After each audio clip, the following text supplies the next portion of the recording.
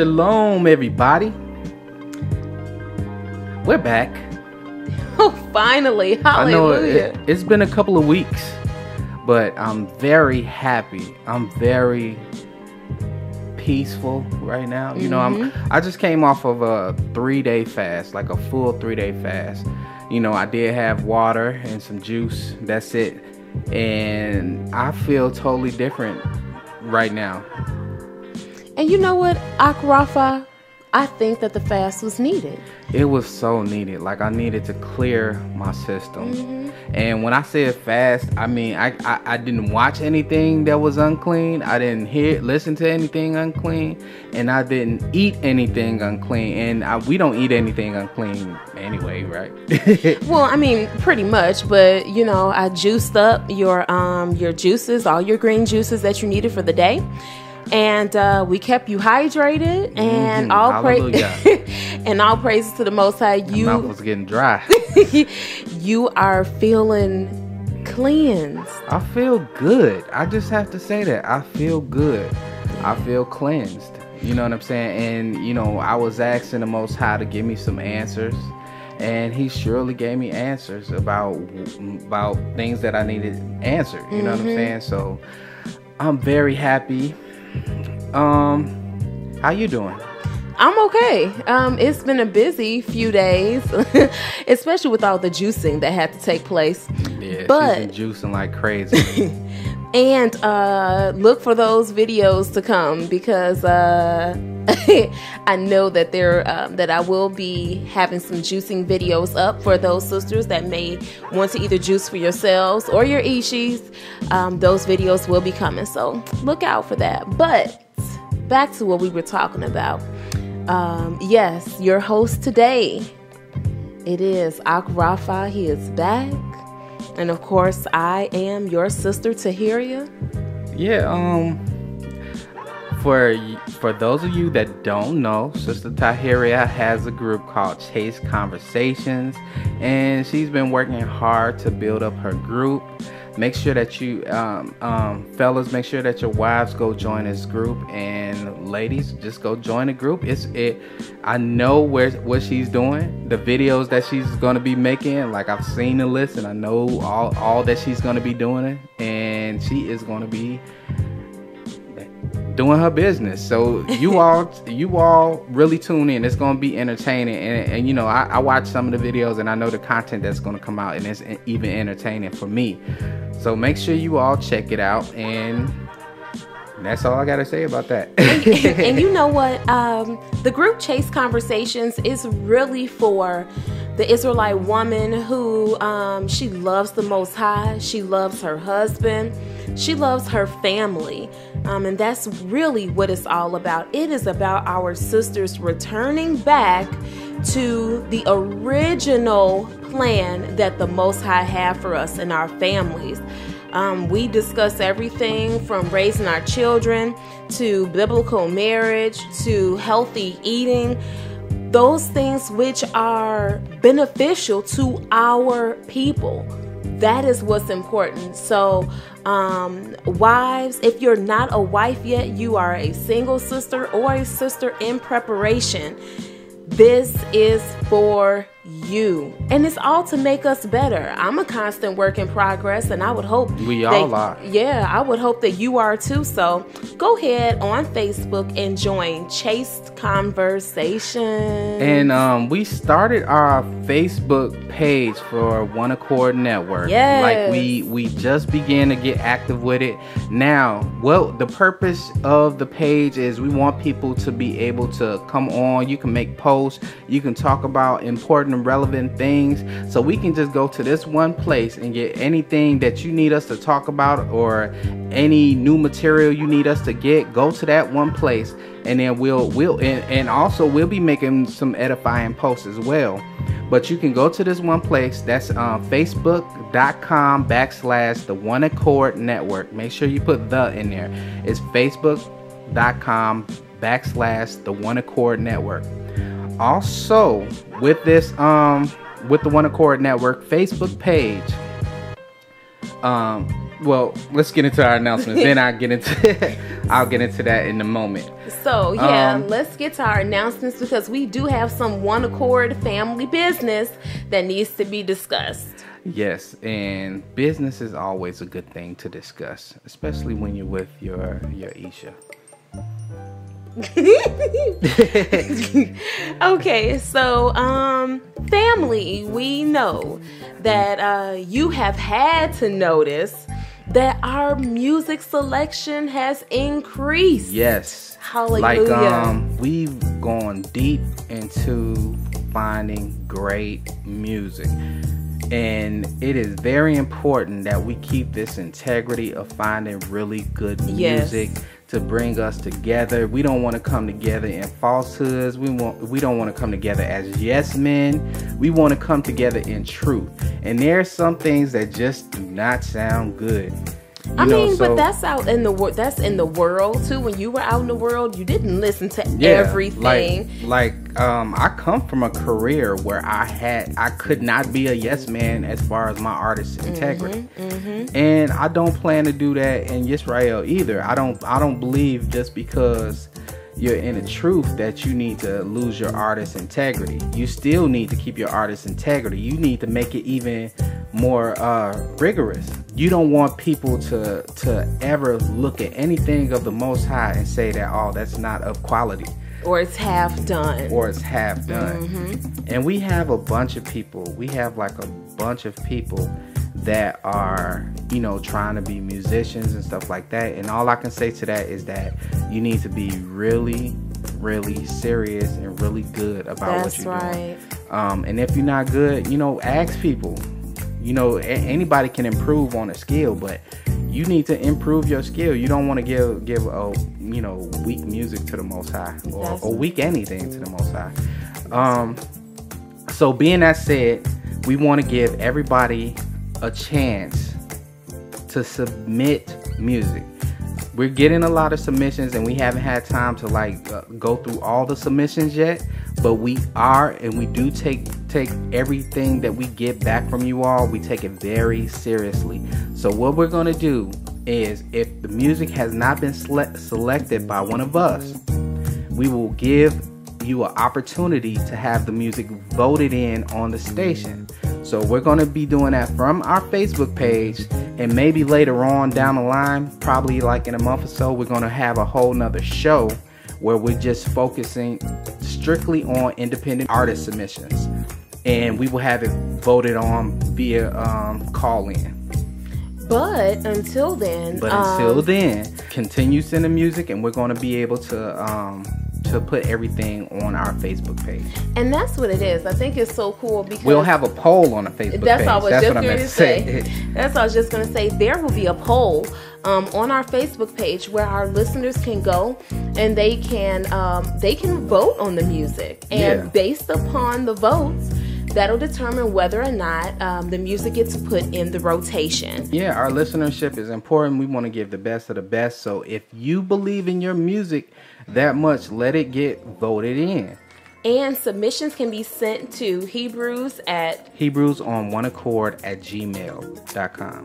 Also, we took a lot of time out to revamp the app. Yes. Now, the reason we had to make changes to the app is because a boatload of people downloaded the app and did not understand that it was a radio station.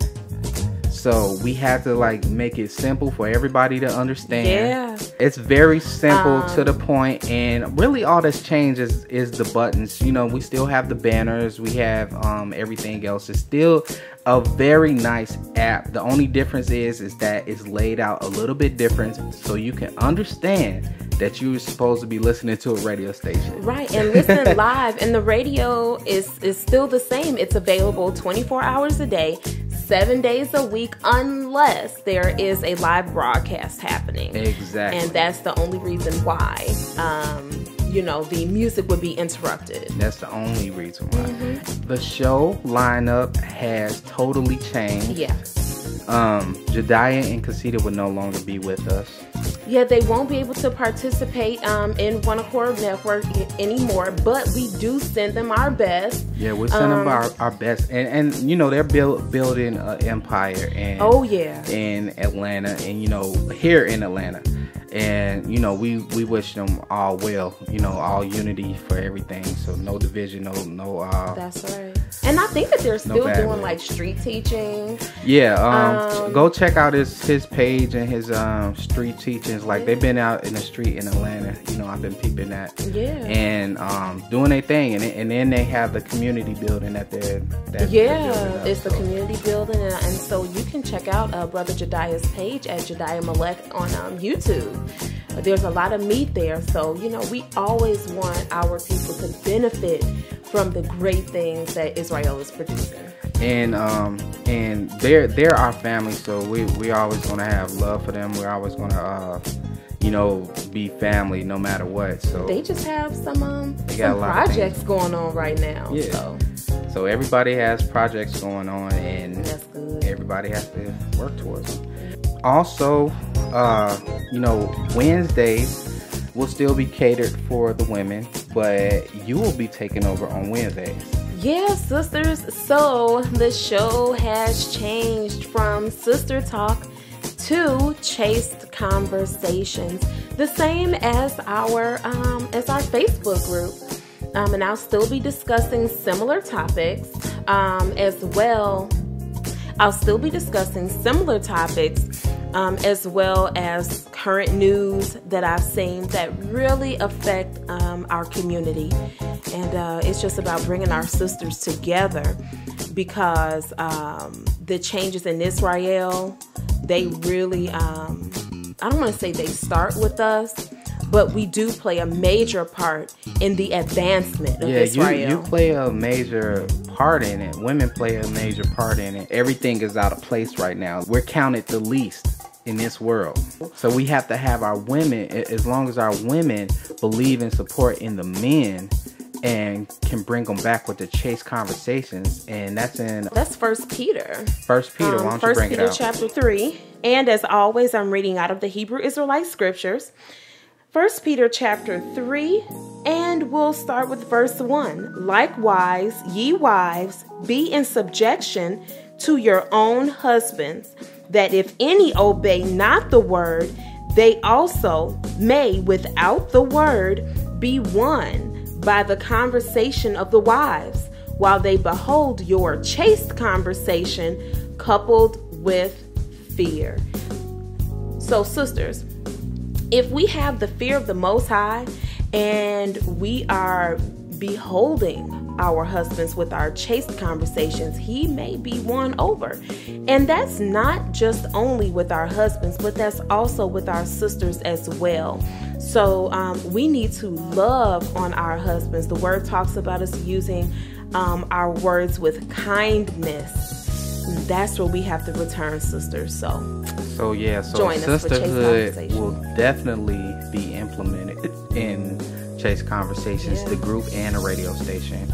And also we have on Friday, we have my show, which is Rebirth of a Nation.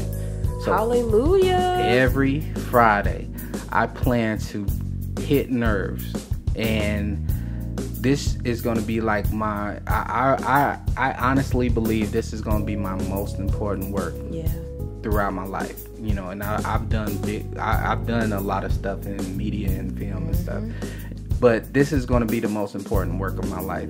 And on Sundays we have Family and Truth Sundays. It's no longer called Shalom Elevation Sundays, it's called Family and Truth Sundays. So every Sunday you got Family and Truth. Every Wednesday you have Chaste Conversations, and every Friday you have Rebirth of a Nation. Hallelujah. So this is our lineup. And trust me, Rebirth of a Nation and Chaste Conversations is not going to be whack at all. It's going to be totally edgy, totally on point, and we plan to keep our people intrigued and engaged. Yeah. Being informed is everything. Yeah. Before we get to our main subject, we want to talk about some news that happened this week. This has been a very trying week for our nation. Yeah, and not getting all mixed up in your emotions about what happened this week, but being able to see things for what they are, objectively for what they are. You're so right. People don't look at things for what they are, and this is a problem amongst our nation. Period. Like, we cannot look at media and realize that it's all coming from the same source. That's right. Everything comes from the News Corporation, which is run by Rupert Murdoch. He is a Zionist. He is a hoaxer. That's right. He is part of the 9/11 hoax. Wicked. It's a wicked Zionist, and all the Zionists and the children of the Zionists don't give a damn about any of us. That's right. So we have to realize who we're listening to and what we're watching on TV. You have to remember that in the Talmud, that anyone who is not quote unquote a Jew is considered a goyim. They don't even see you as being human. So yes, they will use you to carry out whatever it is that they need done. Exactly.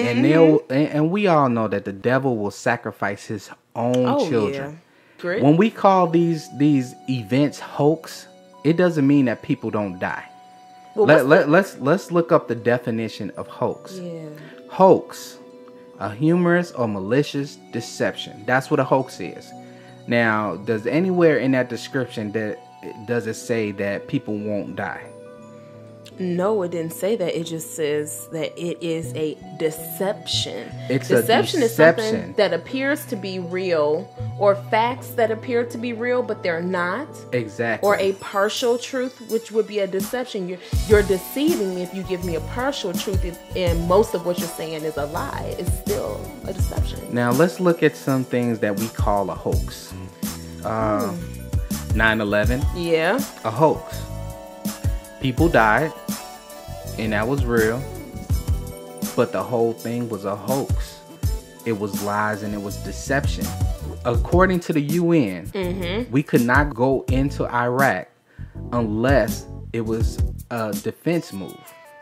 So we couldn't just go there with our armies and stuff like that. That's the UN right. said that the only way that we can go into Iraq is if we were attacked.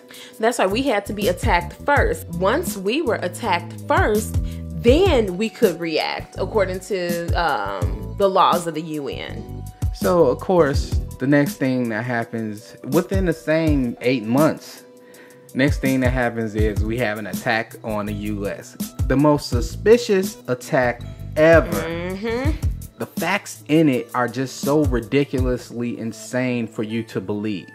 So there's been such a huge number of planes that flew into buildings, and buildings are made to withstand plane accidents. So for 2 of them to collapse, that's like such a coincidence.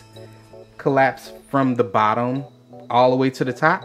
You know what? And it's all about the way that information is presented to you also. You have to remember that a lot of the information presented, it pulls on your heartstrings. You know, they think of the most emotional situation that they can think of, and your heartstrings are pulled. And once your heartstrings are pulled, then you can no longer think critically. You're thinking with your heart. We know that the heart is desperately wicked.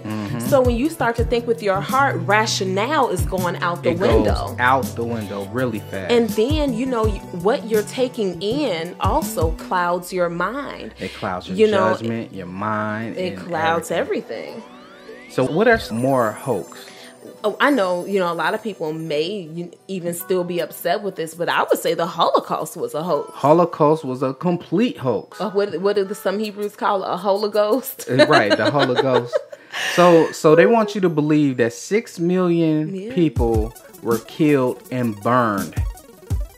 And we saw one of the chambers where I believe millions of people were.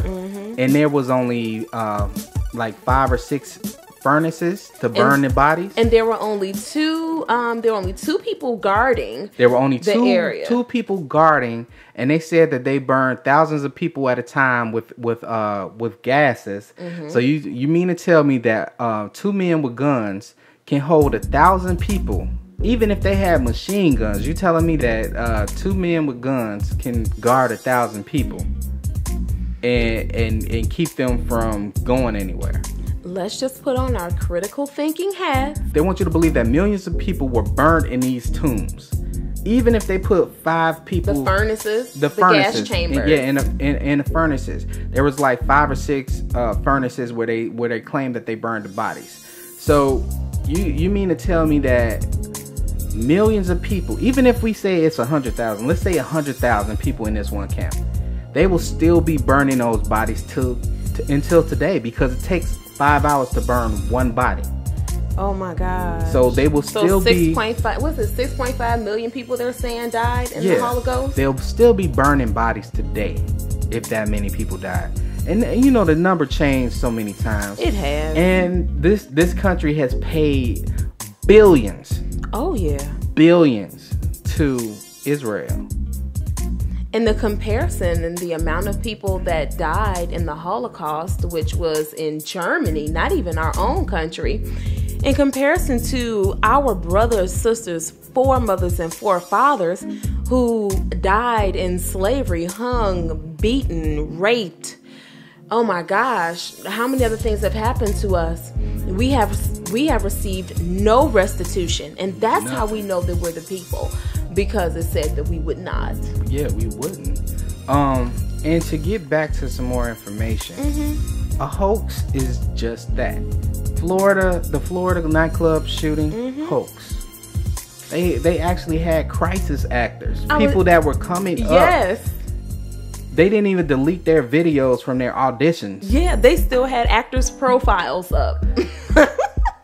So another hoax. We're bringing all this up because we want our people to see how the incident that took place this week with Stevie Steve here, we don't believe everything. For one, the body, I'm not gonna say he's dead or alive, and if the family is out there hurting, you know, my condolences go out to them. But I cannot look at that video and say that I totally believe it. And if it did happen, I understand that, because the devil will sacrifice anybody. Yes, he will. But the thing that gets me about this whole thing is you're saying that a man that was on a #1 wanted list was able to travel from Ohio to Pennsylvania via turnpike and in the same white car with no tag. Well, I mean, with a temporary tag. Temporary tag. He was able to go through all the tollways. He was gone and driving around for a day and a half, and nobody pulled this man over. And then this is the tricky thing about it. The very day that they said that they caught him, I saw a video and it was snatched down instantly. It was a video of somebody recording what was on their TV, and on their TV they said that he was found dead in his car. That he had killed himself. Then that video was taken down immediately, and it was on WorldStar. It was taken down immediately and then replaced with another video of a news clip. And on the news clip, it was totally different. And now it's even different from that. Now they're saying that there was a high-speed chase in a car, in a cop car, had hit his car and made his car flip and turn around, whatever. And I guess like he killed himself then. So in the meantime of him being in a high-speed chase with all these cops behind him, he found a way to put his car in park and shoot himself in the head. Is that what we're saying? So that's considered found dead in your car. And then let's look at some more facts. Whenever you see a wanted person in a certain area, you'll see what in the sky? Helicopters. You'll see helicopters. Where's the dash cam video? Where's the helicopters? Where's all this information? None of it is going to come. Where is the body? That's what I want to know. Where's the body? And see, this news Something has right. come and gone because how the system has trained you to think about stuff. This news is dead and gone already. That was last week's news to keep you distracted. That was last week. And what really happened last week? Well, you know what, Akrafa?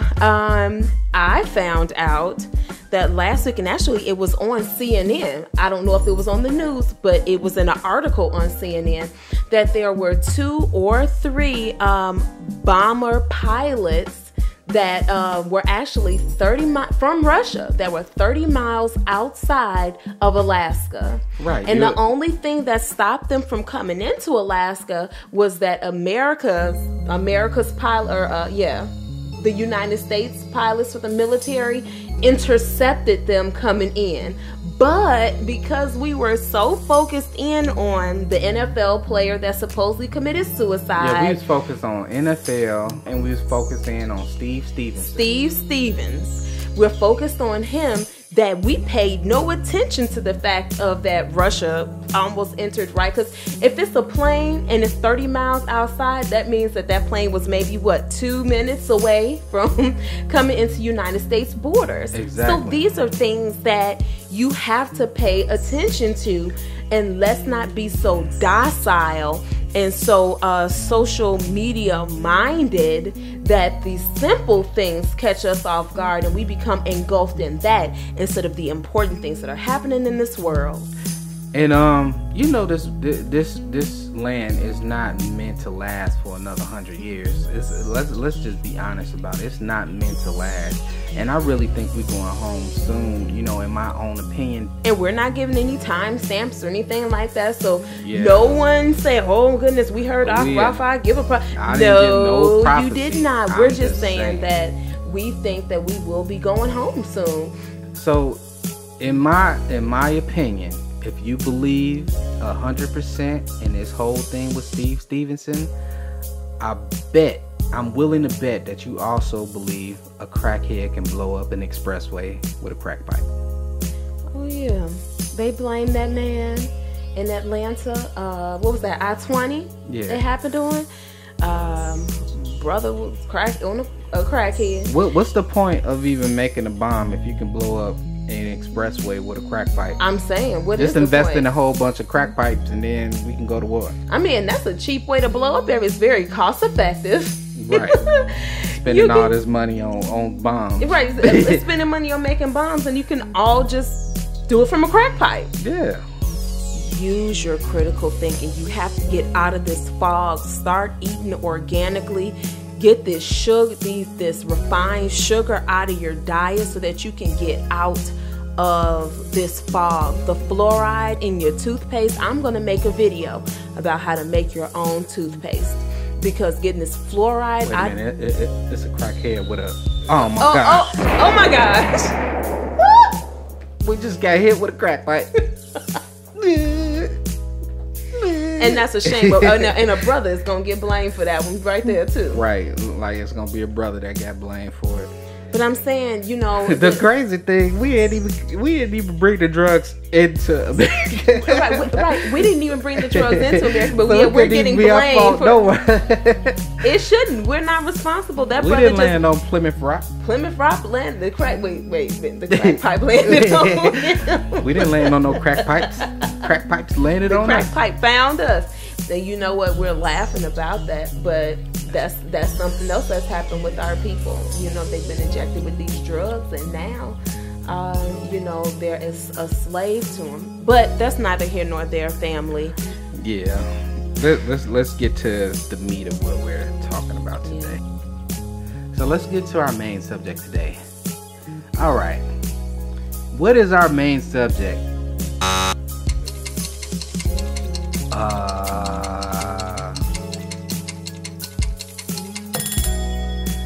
COON cooperation.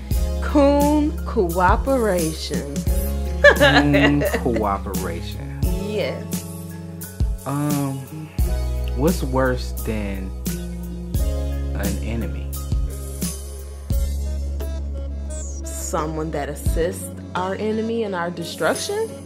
Very good answer. Very good answer. That's what I meant to hit. But so what's worse than your enemies is a traitor. Yeah. And a lot of people don't understand that they're traitors. They don't understand that they're coons. You know what? I think it's the fact that it has such a quote unquote harsh connotation to it that people don't want to accept the fact that they are cooning. But your lifestyle and what you do and what you believe will attest to the amount of coonage that you possess. Right. So for those of you that don't understand what a coon is, the term coon comes from barracoons. Barracoons was a place where slaves were stored. They were stored there temporarily until the slave ships came. So if people went out to go find a slave, they hear capturing slaves, some of our people, they go capture our people and put them in these barracoons and wait for the slave ships to come. Now, some of these people were not able to overpower us as well as they wanted to. So they had to do some convincing, because we are rebellious people, and though there were slaves, we are a rebellious people, so we fought. So some people needed some convincing. So what they were told is that they were going to a better place, that this was just a temporary confinement and you were going to go to a place that was much better than this, because these are people that were in a diaspora. These were people that were sojourning in other places, because they were always on the run. They was on the run from the Romans. They was on the run from everybody. So being that these people were in the barracoons, they had to be convinced that they were going to a better place. So some of these slaves were satisfied. They were okay with it. They were like, hey, we're going to a better place, because they believe in the white man. They believed in everything that the white man told them. And anything was probably better than the barracoons in which they were in. So they were likely to even convince others to just, it's okay to become docile and get prepared for these ships to come and take them to a better place. Exactly. And just like today, where we see our own people get shot and killed all the time. All the time. And the very next day, we're on to something else. We're a Facebook revolutionary for one moment, and then the next day we're talking about basketball, talking about fight videos, talking about just, shoes, purses, tasty videos. It's true. We talk about all the silliest things that we can wrap our mind around. There's some of us who are in the truth that are 24/7 in the truth. They don't take their time out to start concentrating on worldly things, because they know that we're in captivity right now. That's right. We are not in a safe place. When it goes down, we're the first people to go on their list. They don't want us here. All they want is the athletes and the performers. That sounds like some old War of the Maccabees stuff. Yeah. They want you to be their gladiators. Or keep me entertained. Tap dance one more time. Sing a song for me. And then that's in the scriptures. And unfortunately, we're still doing the same thing. Now, today we're talking about coons. We're just referencing coons, because we want people to understand what a coon is. A coon is someone that is satisfied in the situation they're in, even though they're in a very harsh state. Their nation is in a very harsh state. Yeah. We are not okay. We are not okay enough for us to sit and focus on anything else but the Most High. And spreading this truth, yeah. And spreading the truth. That's right. Focus on our people. Focus on building up our people. Don't focus in on anything of the enemy. Even the sports. You know what I'm saying? I used to be into sports a little bit. You know what I'm saying? But even now, I look at it as us being exploited. I can't sit and focus on that. I can't sit and focus on reality TV, because I know we're being exploited. Or scandal. Or scandal. looking like bed a winch. whore, No, it's you're winch. bed winching, and there's no way around it. You're bed winching at the highest level. And some of our Israelite sisters are still watching it, whatever day it comes on. Bed winch 1000, level 1000. It is. I mean, you done made a real high. You bed winching with the president. Woo, you done made it. It's ridiculous. So we focus on these things. We are so quick to depart from the news of our people getting murdered, the enemy getting away scot-free. And let's look at this. Okay, today I saw a video of 2 police officers that pulled up on some kids between 12 and 14. They did not even get out the car before they had the guns on them. They pulled up and told all the kids to get down on the floor with their guns out. To all these kids that were just walking on the street, just came from playing basketball at a park. And these 2 police officers, dead wrong, just pulled their guns out on these kids. I think it was Detroit. Yeah, it was Detroit. And you can play it. Okay, family. It is called SMH. Michigan police holds 5 unarmed black children at gunpoint. And this was from March. The footage was released, but it took place on March 24th, 2017, according to the dash cam. But let's take a listen. Guys, get on the ground. Keep your hands out. Hey, come over here. Keep your hands where I can see him and get on the ground. He's yelling from his car. Get on the ground. Get on the ground. He got his gun on them from a far distance. This distance, and for one, this is not close distance. And he has a pistol. And you know, any of us that shoot, you know, there's some of us that shoot and we're really good at it. Any of us that shoot know that this is too far of a distance for you to get an accurate shot, and especially the way that he's holding the gun. So this is a police officer. This is someone that's supposed to be trained to protect somebody. He's holding his gun out of a halfway open door, and he's holding his gun in the middle crease of between the door and the car. So he's holding his gun out. There's no way for him to have perfect aim, and he just has his aim on all these kids. So if he was to pull the trigger on any of them, that would be a stray bullet that would go anywhere. That could have hit a kid, that could have hit a baby, that could have hit a mom, a dad, anybody. And the only people they ever get this reckless with are us. It's the children of Judah that they get so reckless with. That's right. So let's finish playing this video. And family, this happened in Grand Rapids, Michigan. The children apparently had just left the Salvation Army Kroc Center at 2500 South Division Avenue. And this was a basketball. They were playing basketball. Yeah. That's all they were doing. Yep. They were just returned back. And this could have been any of our sons. You want to keep playing? Go ahead, play it. 1961, I got them at gunpoint. They're being compliant. They're being compliant. Just keep your hands out, okay? Wait. He's reporting back to they're his at office. Gunpoint, but they're being compliant. They're being compliant. Who's not compliant at gunpoint? You aim your gun at some children and say they're being compliant. Children ages 12 to 14. Never pulled up to them and said, "Hey, you guys, I need to speak to you for a moment." Never said any of that. He just pulls up halfway, opens up his door, and tell everybody to get on the ground. No rights, no nothing has been read. This is the state that we're in. That's right. But we have time enough to watch, the playoffs. Oh, yeah. Watch some of our boys get exploited for millions of dollars. That's right. And watch the Zionists get even more rich.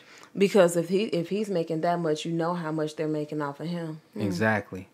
That's what we got time for. You're right. Let's finish watching. Okay. Ma'am, can you go back in your house for me? This is one of the moms. Ma'am, can you go back in your house? Can you go back in your house while I aim my gun at your child? Go back in your house. Go back in your house now. Go back in your house so I can shoot your child. Dead. And you have to watch.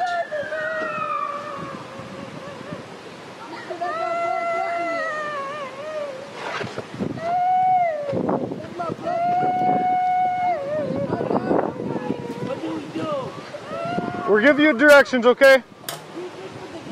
Just follow our directions and we'll be all right, okay?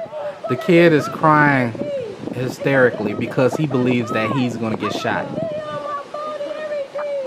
He thinks he's getting ready to How do you want to do this, Troy? These are not big men. Want to just approach? These are little children.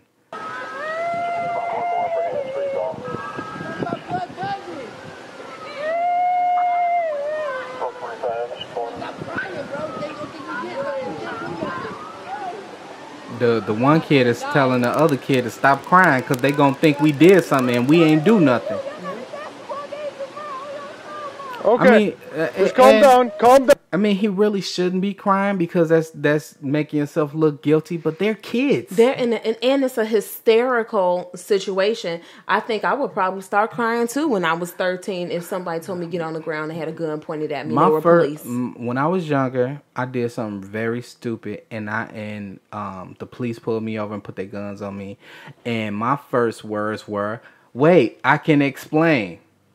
I was young. I'd never been in that position before, but that was the dumbest thing I could have said. But I was only 16. You were 16. You were only 16. Imagine being 12. These kids, these are even younger than what I was. That's our son in 2 years. Down. I just want the video to play because I want to get to the cops' excuse. Your hands up right there, all right? When they start talking to the parents. Just keep on coming back, man. Hands on here. Keep looking forward. Come back. He just happens to be possibly in the wrong place at the wrong time. He's in the wrong place at the wrong time. On his way home. Okay. Ain't that what you say when you get in trouble with criminals? I'm sorry, I don't mean no disrespect, but y'all gotta understand. I understand, but you have That's to my understand. baby right there. Listen, you have to understand our position as well. You gotta understand our position when you put a gun on my child. But the way you were acting, I couldn't. I can't help it. That's my baby. I understand. I'm a parent as well. We don't deal with police. I don't never even have no charges. We don't do this. All the stuff that goes on in this world, I worry about my kids every day. That's why I don't let them go nowhere. So he's not in trouble at all or anything? Dude, do you know how scary this is? Don't ever do this. Don't ever do this. That's why I don't never let y'all go nowhere. I didn't do nothing. You don't understand the way I feel right now. It don't even matter whether you did or you didn't. You don't understand the way I feel right now. We're just doing our job because a lot of people out here have guns. We're not saying that your kids had guns or anything like that, but we're just scared little girls. We're just doing our job. You know, everybody got guns, and we don't want to get shot out here. So we're going to pull a gun on your 12 to 14-year-olds? We rather protect ourselves than to protect you. Like, and these are the people that supposedly say we put our life on the line. Yeah, right. So that's their number one excuse. We put our life on the line for America every day. But you just said right then and there that, you know, everybody's got guns. We don't want to get shot. So are you really putting your life on the line? Where you have to pull a gun out on some little kids? Like, they don't look big. These are not like super tall 12 and 14-year-olds. They're between 12 and 14. You know, they're not big. Mm-hmm. And I understand that some kids have guns, but there's still protocol. And the protocol was not followed at all. It wasn't followed. But let's finish this so we can get it. It's got like another. Doing our job, okay? Officer Colgrove. You saying you're not saying they had guns, but y'all pulled your. I know, because we don't know that. We do not know that. Exactly. Y'all didn't. They didn't have. Y'all didn't see a gun, but y'all put guns on my kids. Would you understand that where we're coming from, matching description? We're not just gonna walk up to someone, hey, do you have a gun on you? You know, we're just taking every precautions. No one got hurt in this. Everyone's been cooperative with us. They're just psychologically messed up now. Okay. I mean, it's not like we're out here like, just like y'all understand. But we're not out here like we're outside too. Okay, but kids go to the Croc to play basketball. I know. That's it. And plain and simple. Wrong place at the wrong time, obviously, for these kids. Okay. Right place at the wrong time. I understand, but there was a big fight over there. I know, they were there when the fight was going on, they said, so. So even if this was a fight that happened up there at the basketball center, You telling me that you respond with guns? Yeah. Are these officers that weak or that scared? And if they're that scared, they don't need to be on the police force in Grand Rapids. Well, this brings us to our lesson. That's right. I mean, you know what we're gonna have? We're gonna have coons. We're gonna have coons that's gonna be like, well, you know, in this day and age, you know, the kids, they all have guns and all, and these are our people that's gonna be saying stuff like that. And blue lives do matter. All lives matter. If you really want to be, you're helping them out. You're assisting the wicked devils that put us in captivity. Their children. You're assisting their children to have a better future and for us to have a bad future. So you, therefore, are a coon. Yep. You're a coon. You have to, you have to call it out like you see it, babe, because if no one sounds the alarm and blows the trumpet, people are not going to get in line and see themselves for who they really are. No, they're not. They're not going to see themselves. And you all want us to be so quiet about, you know, certain things that happen. You know, you have your wicked holidays. You have your paganism that you celebrate every Sunday. Clouding your mind. Every single holiday that you celebrate is pagan. I mean, you want us to be quiet about it. You want us to let people, just let them do their thing. You do your thing, they do their thing. But you don't understand that we're a nation of people and not one person is above his own nation. Not one person. That's right. And even though all of our people are asleep, we still have to ring the alarm. That's part of our duty. We're watchmen.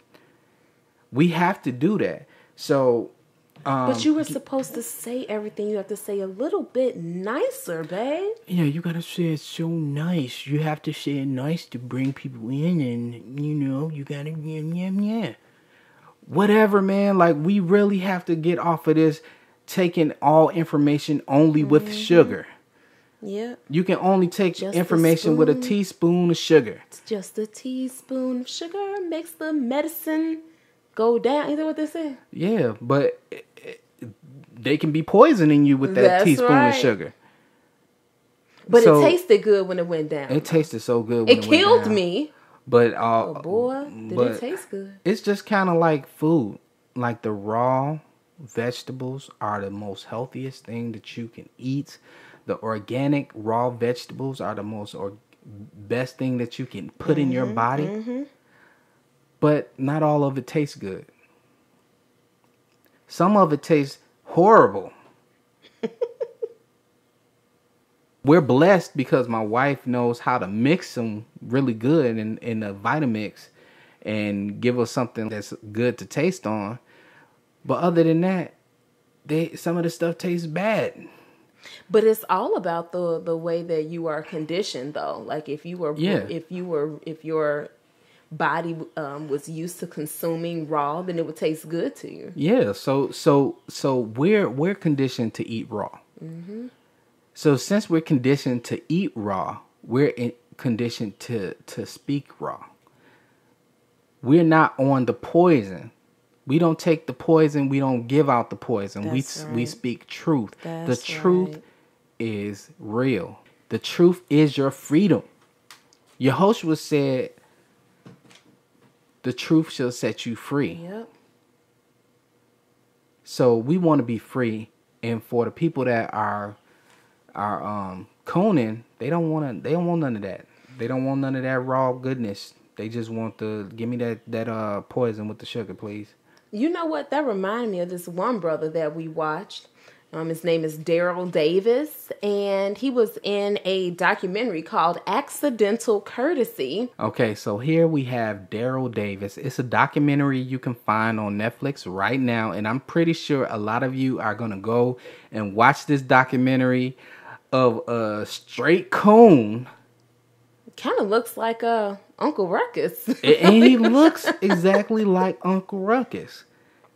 He doesn't talk exactly like him, but he look. And I'm damn near believing that they got the idea of Uncle Ruckus from this guy. Well, but anyway, so this guy, he is like the only black guy that you might find at a KKK rally. He's welcomed. He befriended all the KKK members, and he believes that we should all be friends. And that we have to dispel some of their fears. Maybe we should go ahead and read Jasher before we get into this. Okay, so do you want to give a little background about... Okay, so this is when we were leaving Egypt, and then we left and we were gone for 5 days, and then the Pharaoh and all the Egyptians, they was like, hey, we need them back. You know what I'm saying? Yep. We need them back right now, so we gonna go get them. And we gonna try to convince them. If they don't want to come back, then we gonna fight them. Yep. We gonna kill them. So they came to us, and then you can go ahead and read. We're in Jasher. You know what, Jasher chapter 81. Should we start with verse 22 to kind of give a background so that they... Yeah, just start with 22. The book of Jasher, chapter 81, starting with verse 22. And the Pharaoh rose up and harnessed his chariot, and he ordered all of the Egyptians to assemble. Not one man was left excepting the little ones and the women. And the Egyptians went forth with Pharaoh to pursue the children of Israel. And the camp of Egypt was an exceedingly large and heavy camp, about 100,000 men. Now that is 1,000,000. They said 100,000 men. So that's 1,000,000 people, 1,000,000 men. Okay. And the whole of this camp went and pursued the children of Israel to bring them back to Egypt, and they reached them encamping by the Red Sea. And the children of Israel lifted up their eyes and beheld all the Egyptians pursuing them. And the children of Israel were greatly terrified at them. Now they were greatly terrified at 1,000,000 men coming at them. They didn't have that many men with them. And remember, in Yasher, it goes into deep detail about how much stress was put upon them. They were working so hard. And the last Pharaoh, he made it so much worse for them. He had them working long hours, and if they messed up anything, they had like if they didn't put a brick in the right place, they had to go get one of their children and put the child in the place of the brick, and that was their punishment for putting a brick in the wrong place. And they could hear their children crying from the brick. They can hear their children crying within the walls. So this is the type of torture and treacherous circumstances they were under. They were in the worst servitude ever. Yeah. They were trying to get them to work so hard that they couldn't make more children, and it actually worked backwards. They ended up making more children. And that just made them even madder. So they just got worse. They just kept increasing and increasing the stress on them. Yep. So when they see them, they're already tired and beat from the servitude they were in. And they just did a 3-day journey. And they just did a 3-day journey. So they look at them and they just like, man, we about to die right now. Yep. Okay, the rest of 25. And the children of Israel cried to the Lord, or Yahweh. And on account of the Egyptians, verse 26, the children of Israel divided themselves into 4 divisions, and they were divided in their opinions. And for they were afraid of the Egyptians, and Moshe spoke to each of them. The first division was of the children of Reuben, Simeon, and Issachar, and they resolved to cast themselves into the sea, for they were exceedingly afraid of the Egyptians. So they was like, let's kill ourselves now. Yep. I don't even want to see what's going to happen. Let's just kill ourselves now. Yep. And Moshe said to them, fear not, stand still and see the salvation of the Lord, which he will effect this day for you. Slow your roll, Hebrew. 29. And the second division was the children of Zebulun, Benjamin, and Naphtali, and they resolved to go back to Egypt with the Egyptians. COON. Wow. COON. We'll go back and do your servitude. We'll throw in the towel, give up, and just go back. If they didn't have Moshe there that a lot of people feared, those coons would have went back. They were cooning. You know, and I hate to say it about some of our forefathers, but Our four uncles. they was cooning right there. And Moshe said to them, "Fear not, for as you have seen the Egyptians this day, so shall you see them no more forever." Forever. And the third division was of the children of Judah and Joseph. And they resolved to go to meet the Egyptians and fight with them. Judah. Where is our fight, Judah? Woo! That's why I love our forefathers. Our forefathers, they was ready. They was ready. And if we knew we were from the tribe of Judah and the power that the Most High has given to Judah, that's why they want to keep us docile and sleep. Yeah, I love my tribe. I love Yehuda. Yes. I love them, and I love the spirit of Yehuda. But some of us have gone astray. Some of us have gone to worship other Elohim. Elohims. Oh yeah. And now we're in this soft state to where we can't even talk to our brother if he has a different opinion than us. Mm-hmm. Just let him do him. Okay. Mm-hmm. And Moshe said to them, "Stand in your places, for the Lord will fight for you, and you shall remain silent." So Judah had to be told, because we so amped up and ready Judah, to go. Just slow your roll, Hebrew. So, right, slow down, right? 33. And the fourth division was of the children of Levi, Gad, and Asher, and they resolved to go into the midst of the Egyptians to confound them. And Moshe said to them, "Remain in your stations and fear not, only call unto the Lord, that he may save you out of their hands." And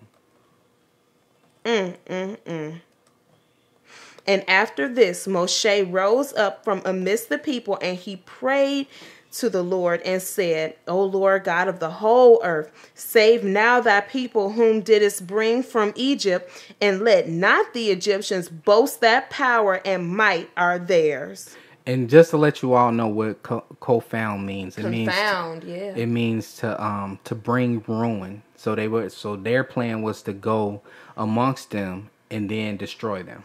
Yep. Act like they were going back with them and then destroy them. And then totally destroy them.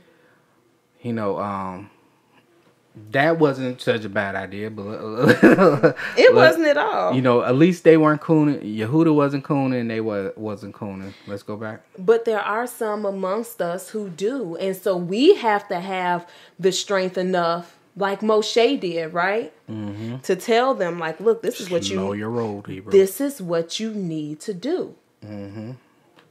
Be not afraid, you know. Be not afraid. But somebody's got to be able to hear from the voice of Yehovah to be able to tell the different tribes what it is, saith Yehovah, right? Mm-hmm. So let's finish that out real quick. Okay. Well, to finish it out is going to be a while. Oh yeah, you just keep on reading. Or do we need to go down some so you can tell? Just go ahead and read it. Read it so they can get the whole story. Verse 36. So the Lord said to Moses, "Why dost thou cry unto me? Speak to the children of Israel that they shall proceed, and do thou stretch out thy rod upon the sea and divide it, and the children of Israel shall pass through it." What you talking to me for? You already know what I told you to do. So you know I got you. So go ahead, throw that staff in it. Bam. And watch what happened.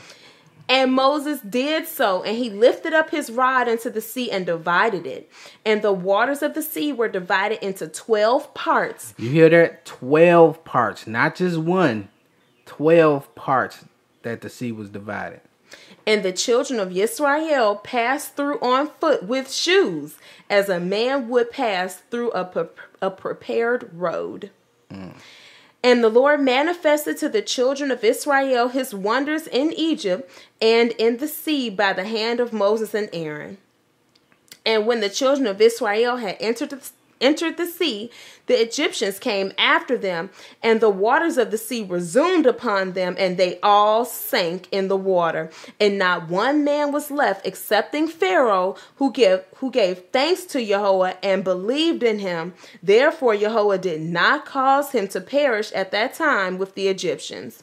And Yahweh ordered an angel to take him from amongst the Egyptians, who cast him upon the land of Nineveh, and he reigned over it for a long time. And on that day, Yahweh saved Israel from the hand of Egypt, and all the children of Israel saw that the Egyptians had perished, and they beheld the great hand of Yahweh and what he had performed in Egypt and in the sea. Then sang Moses and the children of Israel this song unto Yahweh on the day that Yahweh caused the Egyptians to fall from before them. And all Israel sang in concert, saying, I will sing to Yahweh, for he is greatly exalted. The horse and his rider has he cast into the sea. Behold, it is written in the book of the law of Elohim. Hallelujah. Hallelujah. So the Elohim is like, he like, you know what to do already. We know what to do with already. We've been given a manuscript. Yeah. That's what's amazing. We've been given a manuscript to tell us what to do. And we still believe in ourselves, our own opinions in our hearts. We believe you let our heart decide how to feel about stuff. I think that's what this brother did right here. I think he let his heart, which is desperately wicked, lead him. Mm-hmm. Now we have to finish this all the way out in order to get to the part where the part that I really want you all to see. And this is not about the Egyptians and the tribes. It's about something else. So let's get to it. Verse 45. After this, the children of Israel proceeded on their journey and encamped in Marah. And Yahweh gave to the children of Israel statutes and judgments in that place of Marah. And Yahweh commanded the children of Israel to walk in all his ways and to serve him. And they journeyed from Marah and came to Elam. And in Elam were 12 springs of water and 70 date trees. And the children encamped there by the waters. I love dates. And the dates that come from Israel, which are at our local farmers market. They're the best. They are the best that I've ever had. It'd be better if we were in Israel partaking in them. But anyway, verse 47, and they journeyed from Elam and came to the wilderness of Sin on the 15th day of the second month after their departure from Egypt. And at that time, Yahweh gave the manna to the children of Israel to eat. Hallelujah. And Yahweh caused food to rain from heaven for the children of Israel day by day. Give us this day our daily bread. He always got us covered. He always covers our daily needs. Hallelujah. How could we ever depend on anybody else? And the children of Israel ate the manna for 40 years, all the days that they were in the wilderness, and they came to the land of Canaan to possess it. And they proceeded from the wilderness of Sin and encamped in Alush. And they proceeded from Alush and encamped in Rephidim.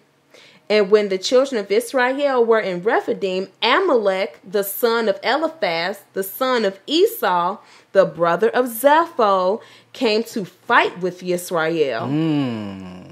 And he brought with him 801,000 men, magicians and conjurers. And he prepared for battle with Israel in Rephidim. And they carried on a great and severe battle against Israel. And Yahweh delivered Amalek and his people into the hands of Moses and the children of Israel, and into the hand of Joshua, the son of Nun, the Ephrathite, the servant of Moses. And the children of Israel smote Amalek and his people at the edge of the sword. But the battle was very sore upon the children of Israel. And Yahweh said to Moses, write this thing as a memorial for thee in a book, and place it in the hand of Joshua the son of Nun, thy servant, and thou shalt command the children of Yisrael, saying, Wait. It says thou should command the children of Yisrael, saying. Command. And thou shalt command the children of Israel, saying, when thou shalt come to the land of Canaan. Wait a minute. He said that Esau came and tried to defeat us while we were already broken down. Esau came and he knew that we were out there. That's why he came. That's why Amalek came after us. He knew that we just got done fighting the war with the Egyptians, and he said, this is the perfect time for me to go and finally get them for what they did to my people.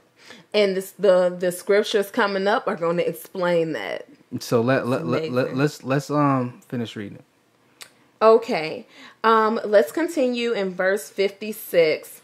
When thou shalt come to the land of Canaan, thou shalt utterly efface the remembrance of Amalek from under the heavens. And Moshe did so, and he took the book and wrote upon it these words, saying, remember what Amalek has done to thee in the road when thou wentest forth from Egypt, who met thee in the road and smote thy rear, even those that were feeble behind thee when thou wast faint and weary. Can you read that again? Starting at verse 58. Remember what Amalek has done to thee in the road. Remember what he has done to you in the road. Don't forget what he did. Don't ever forget. Oh, okay. Remember what Amalek has done to thee in the road when thou wentest forth from Egypt. When you went from Egypt, remember what they done to you in the road. Who met thee in the road and smote thy rear. He smote you from the back. He didn't even come to the front. He tried to get you from the back. And that's just like how today, how they don't try to kill us from the front. They make us feel like everything is okay. So they're giving us poison with sugar. And what they're really doing to us, we have no clue about. Nope. They're really trying to destroy us, but they want to be your friend in your face. They want to let you know that everything is okay. So they give you some sugar with the poison. And then they come get you from the rear. Who met thee in the road and smote thy rear, even those that were feeble behind thee when thou wast faint and weary. So when you're walking with your nation, all the strong and vibrant people are in the front, and the weak people are in the rear. So the weak people in our generation are the people that have no resources, and they're hit the most. That's why they're in such a desolate state right now. They're hit like right now with the messages to destroy the children are all they see. They have no other resources. They see the messages that have been given by the Zionists to do drugs, spend all your money, disrespect your women, and what else? Do drugs, spend your money, disrespect your women, and kill each other. And do not invest. Do not invest. That goes with spending all your money, right? So that's the clear message that we have from all of our media. And if not, and if that doesn't interest you, be prideful and boast about everything you have. That's right. Which goes back that goes back to spending all your money. So you're spending all your money on things that you don't even need to impress people that you don't even want to impress, because this is the message that's going straight to that source. There's people in the hood that have on $200 shoes that don't even know how they're going to pay their rent next month. That's real. There's people right now that spend $200-$300 on some lean and don't even have an apartment. Yep. That even have children. There's people that are doing like federal crimes just to floss so they can keep up with the things that they're hearing in media. Mm-hmm. Okay, go ahead. Verse 60, therefore it shall be when Jehovah thy Elohim shall have given thee rest from all thine enemies round about in the land, which Jehovah thy Elohim giveth thee for an inheritance to possess it, that thou shalt blot out the remembrance of Amalek from under heaven. You shall blot him out. Thou shalt not forget it. Do not forget what he has done to you and your people. And the king who shall have pity on Amalek, or upon his memory, or upon his seed, behold, I will require it of him, and I will cut him off from amongst his people. And let me read that in mine, because mine reads a little bit different than yours. Okay, let's read it. I see why they don't want us to read this word. And what chapter was that again? Jasher chapter 81, verse 61. Jasher chapter 81, verse 61. And the king who shall have pity on Amalek, or upon his memory, or upon his seed, behold, I will require it of him, and I will cut him off from amongst his people. And Moshe wrote all these things in a sefer. Well, and let me get yours. I think mine said pretty much the same thing as yours, babe. And Moshe wrote all these things in a book. And he enjoyed the children of Yisrael respecting all these matters. He enjoined them. He brought them together. Mm-hmm. And Moshe wrote all these things in a book. And he enjoined the children of Israel respecting all these matters. Mm-hmm. That's what I got. Hallelujah. So it says that even if you one of them people that wait, let me see. He said what verse was that on? I mean chapter. Chapter 81. And he said, do not forget. Wait a minute. What Amalek has done. Chapter 81. Verse 61. He said, do not forget what, and just to let you know who Amalek is the grandson of Esau. That's right. And he's telling you, do not forget what the grandson of Esau or his seed has done to you forever. Wait. Or his seed, which means every person that comes after him, even unto this day, right? And to this day. Don't forget what they've done to us. Don't forget what they have done to us. Can you pull up that article on that kid from back in the day? This is one out of like thousands of stories. Yep. This is just one out of thousands of stories. But what happened to this little kid? So let's talk about George Stinney. George Junius Stinney Jr. was born October 21st, 1929. He was a 14-year-old, quote-unquote, African-American convicted of murder as a result of a racially biased and discriminatory trial in 1944 in his hometown of Alcolu, South Carolina. He is the youngest person in the United States in the 20th century to be sentenced to death and to be executed. This is the story. Stinney was convicted in less than 10 minutes. In less than 10 minutes, they said, he's it. Kill him. During a one-day trial. 1 day trial, 10 minutes. That's all you even got to say, 1 day trial. During a 10-minute trial, they said, he's it. That's the killer. Kill him. No evidence, no nothing. Kill him. Mm-hmm. You could not present evidence within 10 minutes. You can barely even get out your whole dissertation. Exactly. So you like, yeah, he did it. Kill him. Don't forget what Amalek has done to us.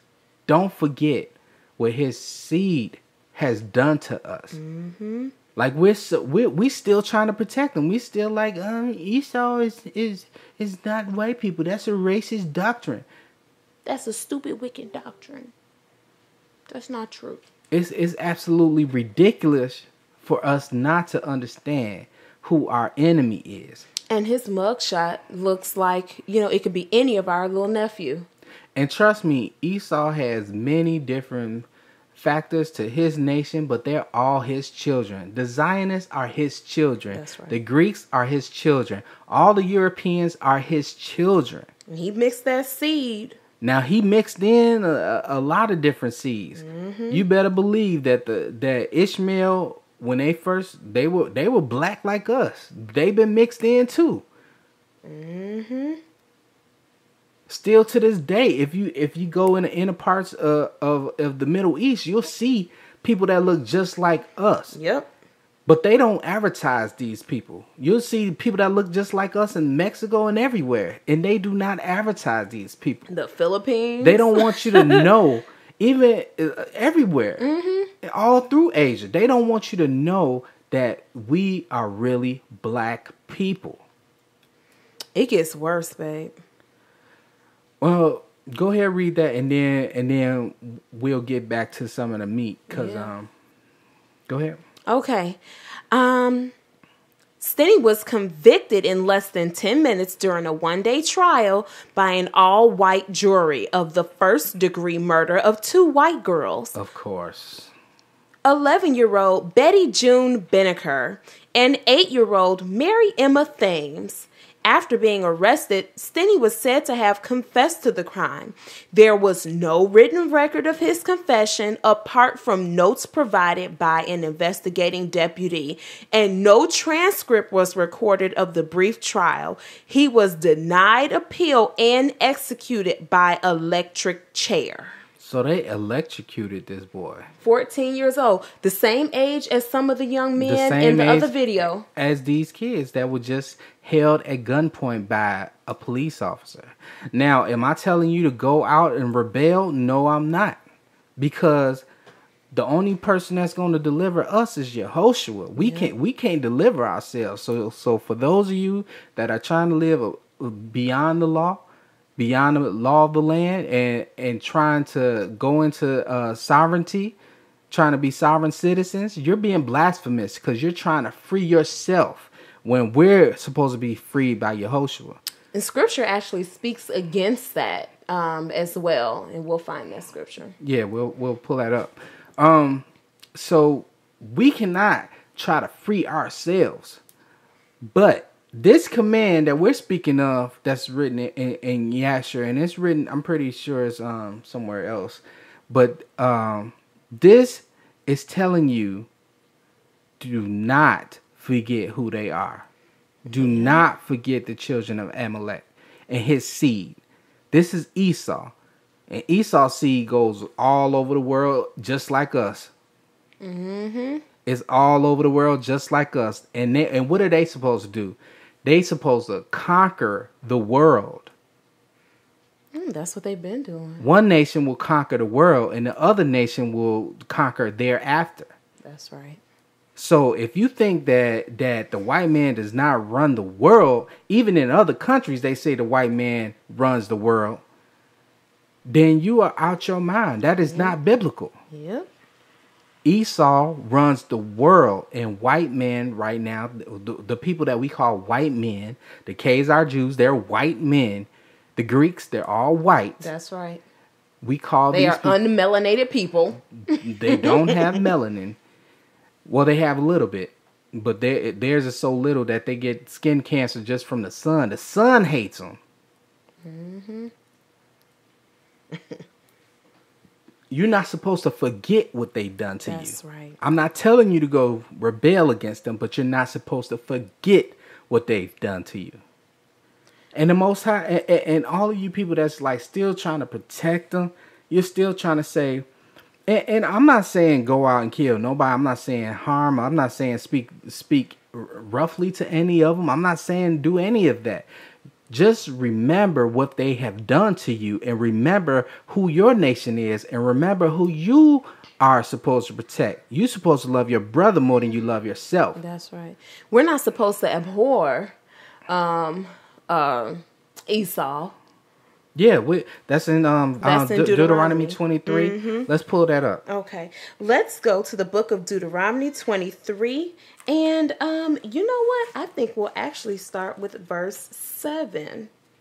Let's get that, family, and I'll get you a chance to get to it too. The book of Deuteronomy, chapter 23. The book of Deuteronomy, chapter 23, verse. You know what? Actually, let's see. Maybe you gotta. We can start with verse 3. Yeah, start early. An Ammonite or Moabite shall not enter into the congregation of Yahweh. Even to their 10th generation shall they not enter into the congregation of Yahweh forever. Yeah, that sounds like they're never supposed to enter into the congregation. Because they met you not with bread and with water in the way when ye came forth out of Mitzrayim, which is Egypt, and because they hired against thee Balaam the son of Beor of Pethor. So Balaam is the magician that taught all the Egyptians all of their divisions. They taught them all of the magic that they were practicing. Mm-hmm. So when Moshe threw down the staff and it turned to a serpent, he had the power to do the same thing. He was an evil man. He also tried to murder Moshe, tried to have him killed as a baby, and he was scared of Moshe. He was scared of Moses. Yes, he was. Yeah, because they met you not with bread and with water in the way when ye came forth out of Mitzrayim, and because they hired against thee Balaam, the son of Beor of Pethor, of Aram Naharaim, to curse thee. Therefore Yahweh thy Elohim would not hearken unto Balaam, but Yahweh thy Elohim turned the curse into a blessing unto thee, because Yahweh thy Elohim loved thee. Thou shalt not seek their shalom, nor their prosperity in all thy days forever. So, because they did what they did to us, he said, do not seek their shalom. They did not do what they were supposed to do. They were supposed to give us refuge. And he said, do not ever seek their shalom. That's right. And the same thing for what the children of Amalek have done to us in a row in our Exodus. Well, this is after our Exodus, but what he done to us in a row. He tried to murder us off in a row. It's the same thing. We're not supposed to forget what has been done to us. We don't forget, but verse 7 says, thou shalt not abhor an Edomite, for he is thy brother. Thou shalt not abhor an Egyptian, because thou wast a stranger in his land. The children that are begotten of them shall enter into the congregation of Yahweh in their 3rd generation. So that means that the one child will have to get with a Hebrew. They will have to have a baby. They will have to get with a Hebrew. They will have to have a baby. He would have to get with a Hebrew, and then their baby is back in the congregation. Yeah, and it tells us too that as far as Amalek is concerned, that we are not supposed to abhor or hate. We're not supposed to hate them, but we cannot forget. We cannot forget what they've done to us. That's right. And this is the thing: when you're cooning, you forget everything they did. And some people don't even forget what they done. They just want to coon. They try so hard to coon that everything else is irrelevant. Yep, nothing else matters. Slavery is irrelevant. Just because you get to walk around with your cowboy boots on and your belt and your big stomach, you get to marry off a white woman. Ooh, we gonna get to that. You think it's okay, but it's not. Let's play some of this coon. Now this is the essence. This is the epitome of coonery. So family, this is Daryl Davis, and once again the documentary is called Accidental Courtesy, and it is on Netflix. One day the leader of the Klan called me, and he wants to know if I knew of any places that would rent a bus. He was going to bring his clan down to have a march. The bus rental place in his county refused to rent to him anymore because people knew it was the Klan and they would throw rocks at the bus and damage the bus. I thought, I'll tell you what, I'm going to let you use my bus. And he says, what? And I said, yeah. He goes, you going to lend me your bus for a Klan rally? I had a bus for my band. I said, just put some gas in it, when you get done. And the next day, the Klan got on my bus and came down here, did their march. And then when they brought the bus back, probably about, 15 or so Klansmen came over to my house. And they all came in here and sat around. There were 2 Klansmen who refused to drink anything that I offered. Everybody else was having a good time. We were all sitting around. But these 2 guys, while they were cordial and polite, I could tell that they were uneasy about accepting anything from a black man. And sure enough, shortly thereafter, they quit the Klan. They felt that the leader had crossed the line in having that relationship with me. So, so this man, this is like the epitome of a coon for real. So this man got approached, and first of all, that's not where the story starts. He said a leader of a Klan called me. So the Klanman, the leader already had his phone number. So we didn't even get to that. This is the beginning of the documentary. So he tells us that the leader of a Klan had called him and said that they're trying to get to a rally. Does he know anybody that can rent a bus to him so they can get to the rally? Even though the bus places in his town wouldn't even rent to them because they knew, like, if it was the Klan, that people was gonna be throwing rocks at the bus, damaging. So this coon says, you know what? Go ahead, take my bus. Take my bus. Take my bus down there to your rally. Just put some gas in it. And he's so proud of this story. Because he made friends with people that hate him. Oh, it gets better. This is like super cooning. This is super cooning, man. All right, go ahead. And we're going to take this to about 6 minutes and 11 seconds. We'll go back to 6 minutes, 6 seconds.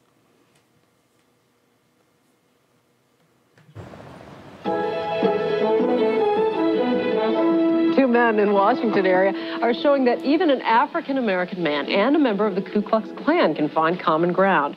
CNN's Carl Rochelle reports. Darrell Davis plays a hot piano. It's part of the show, and it makes him stand out. Pause. This man, you can tell he has no Elohim in him. He's playing a piano that's on fire, looking like he's in hell playing music right now. This is coon cooperation at its finest. It just makes me mad just even looking at this stupidity. He also stands out here.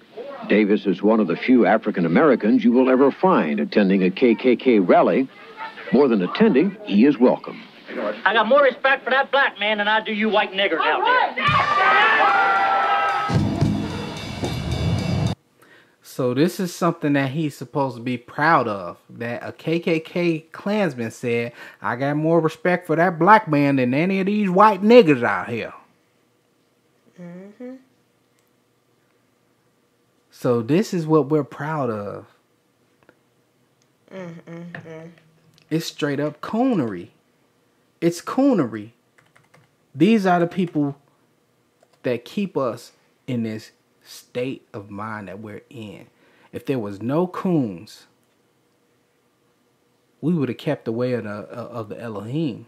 We would never ever have to deal with integration because we would have known that segregation was the best thing for us.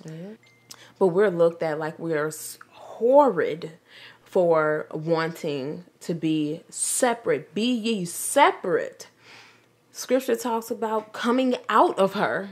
But there's so many coons that just want to be mixed. They want to be mixed in. They want to celebrate the holidays that these wicked devils then gave them. And then they get mad at you for saying something about it. They offended me. That we wasn't soft. In the book of Maccabees, the Greeks were scared to fight the men of Judah because their manliness. Oh, I love that part so much. Because their manliness, they were afraid of us. Yep. And what have they been doing ever since then? It seems like they've been coming against our men's manliness. So they only show you pictures of the most cooning images. Clean shaven. Clean shaven. That's what our women love gay, now. Oh yeah. Super gay. Like, I mean, it's always a gay black man in a white woman soap opera. That's her best friend.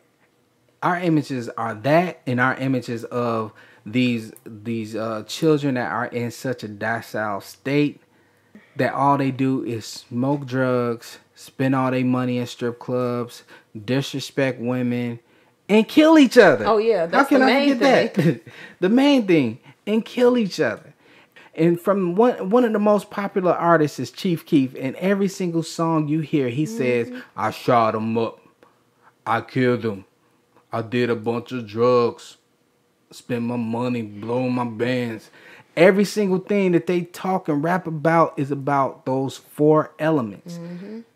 So what's the message that we're getting? We're getting the message of killing ourselves slowly. Yeah. And not having, and since we're on the drugs, we don't even have the mind capacity to combat it. That's right. And then you coons are okay with it. You're just like this guy, except he's proud of his coonery. You don't even understand that you're a coon. Right. But this guy understands he's a coon and he's proud of it. He has his white wife and he goes around and he collects memorabilia. The Dragon Masters. Do you have clothing? Do you have that on there? Yeah. Or is there something else that got to get? It's just a couple more seconds of pieces that they need to hear. Let's play that. A musician. Well, I play a variety of stuff. I have my degree in jazz, but I've played country, rock and roll, boogie woogie. What would you like to hear? And today I'm a musician, actor, author, and a lecturer. Well, just arrived in Los Angeles, California. I'm here to give a lecture this evening at University of California, Irvine.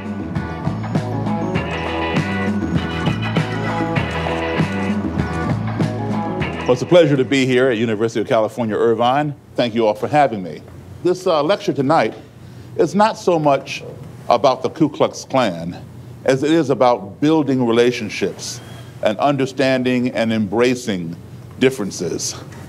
Always keep the lines of communication open with your adversaries, regardless of what the topic is. When 2 enemies are talking, they're not fighting. They might be yelling and screaming and shouting and beating their fists on the table, but at least they're talking and they're not fighting. I believe in separation. We've had integration now for 50 years, and nobody seems to realize it don't work. I mean, don't you have churches that only cater to blacks, though? Yeah, because we couldn't get into the white churches. Oh my gosh. They had to make Uncle Ruckus after this guy.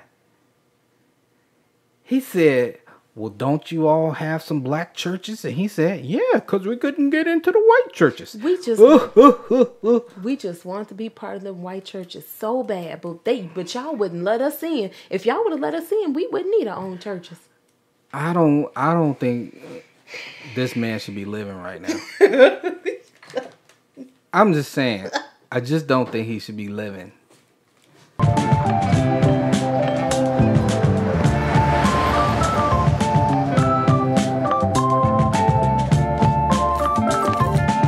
He's so happy walking to his door.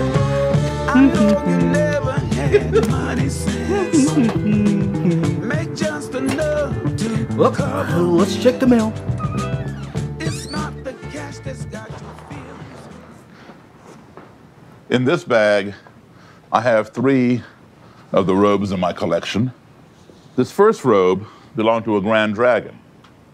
Grand Dragon is the state leader, top man in the state. And grand is signified by the green. This fellow wore a dragon patch. Under his green cape is another dragon patch. This Grand Dragon preferred the satin. This is a robe of an imperial wizard, the top guy. This is a white cotton robe with blue adornments, blue stripes, blue sash, and blue cape. And of course you see the clan emblem, the Mayoke. The red blood drop in the center signifies that they will shed their blood to preserve the white race. If you look along the white cross, look at that black line right there, and then these 2 diagonal lines, they form a K. So you see 4 Ks essentially, and that stands for Knights of the Ku Klux Klan. Who makes such a thing? Sometimes the Klan members' wives make them. There was a Mennonite woman a couple hours from here who was making them for the Klan. They have a robe-making division. Mennonites are, don't they follow the Holy Scriptures? Mm-hmm. They sure do. I watched a documentary on Mennonites. So this man is talking about all these robes that he has, like collector's items of Ku Klux Klan, and this man is such a coon that he doesn't see anything wrong with it. He's like, well, it's a part of American history, and no American history should be thrown out. Listen, oh my gosh, we gotta go to this next clip. Let's finish. They are diminishing as his group of friends begins to watch, still control them.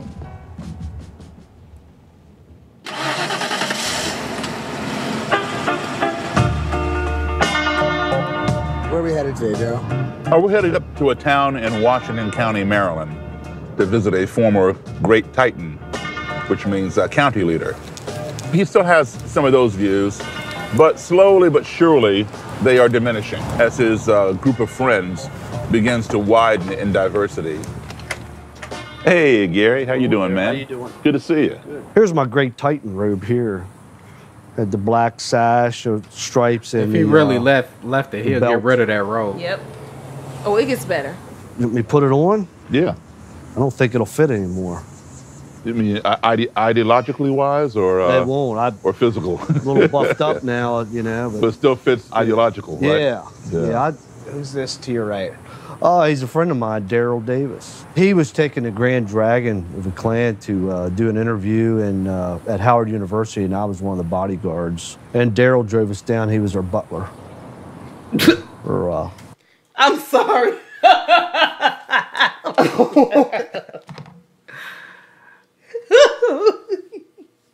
He said Daryl drove us down and he was our butler. So no matter what you try and do to win their approval, you will still be a butler. It gets better. We're gonna talk about coons in high places, but let's finish. Not butler, but a chauffeur. He was our chauffeur on the way down.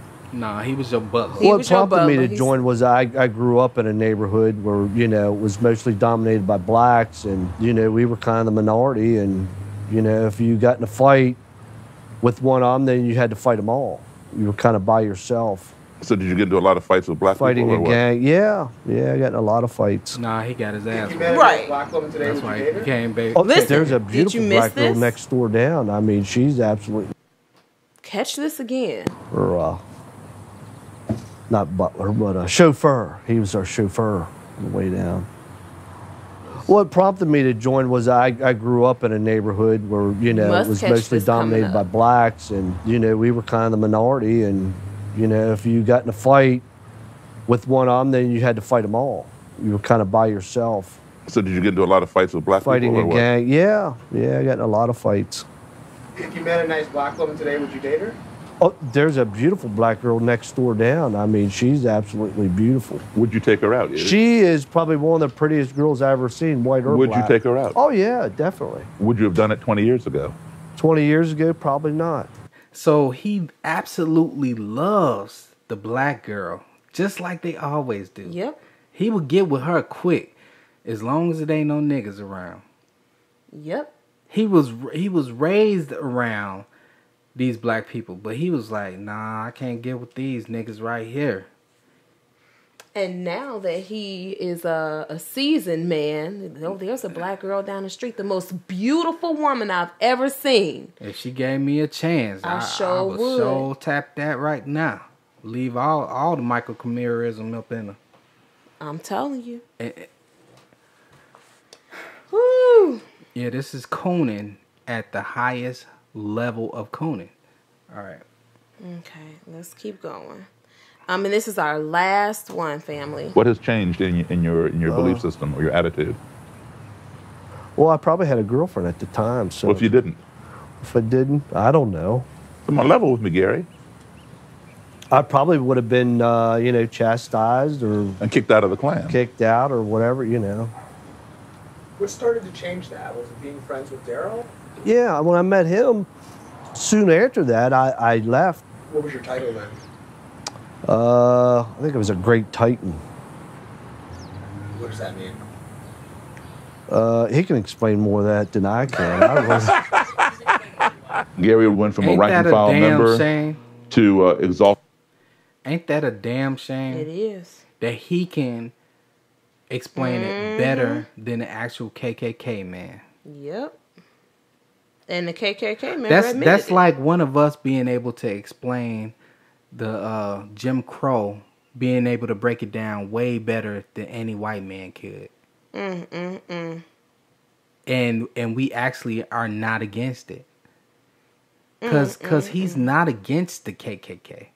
No, he's not. He actually supports them. And I wanted you to find that other clip where it shows another instant where he supports them by helping out one of their wives.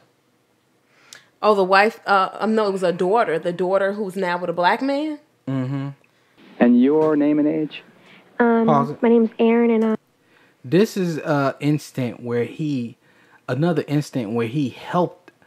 aided the KKK. Go ahead. 12.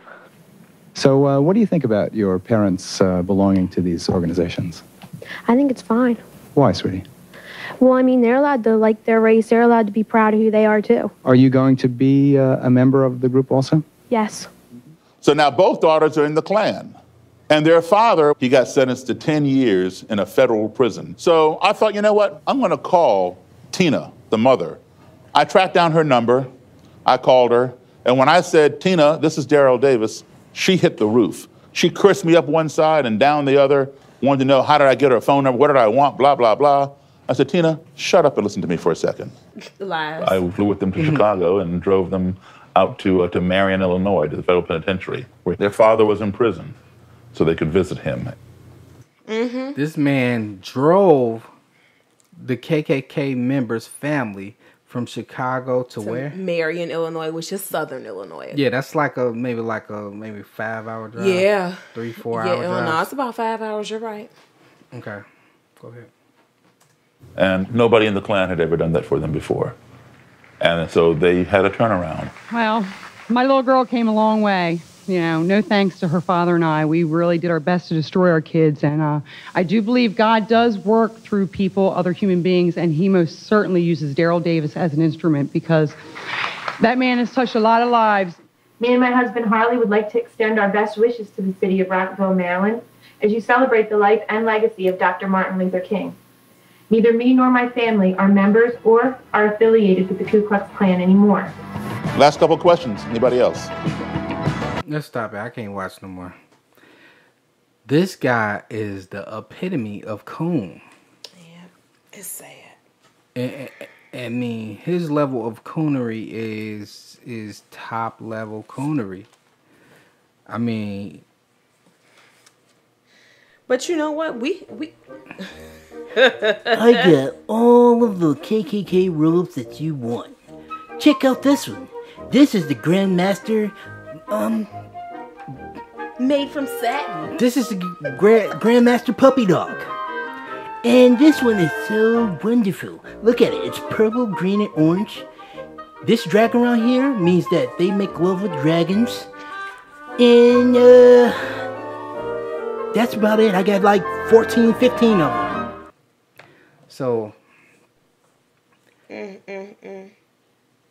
we're no different. We're no different from these coons. When we're aiding things that have kept us in slavery. We're aiding things that have kept us in captivity.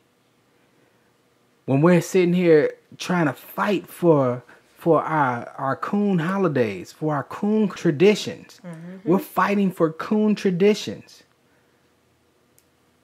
We're assisting the devil himself. Yep. We're assisting the white man. We're assisting the white man when we say things like, all lives matter. When you are the one that's apparently being shot down in the street, pulled over, your women are taken advantage of, but everybody matters. You know what? We wouldn't even have to say that if someone's life didn't matter. So the whole thing that is like troubling for us is that us that are in the truth, that do believe in Yehoshua HaMashiach, and we do follow the laws, statutes, and commandments, and we understand that the reason that we're in this state right now is because we broke the covenant with the Most High of being in our law, statutes, and commandments. And he said, even though they broke it, the children will wake up in the latter days. Hallelujah. And they will begin to recognize truth and follow my law. He's still going to save us, even though we went astray. I mean, the very small portion of the people that will be saved are not you coons. You coons that love to be asleep, that love this strong delusion, that think that everything is okay and everything is going to be all right. The people that say, I hate negativity. I hate negativity. I just like to be surrounded by positive people. Well, we're not in a state of positivity right now. I cannot be in a constant state of positivity when I know in the next town over there's kids that are getting guns pulled on them by people that's supposed to be protecting them. And all I could see when I see those kids, I could see me and my friends on Irvin as when we were little kids.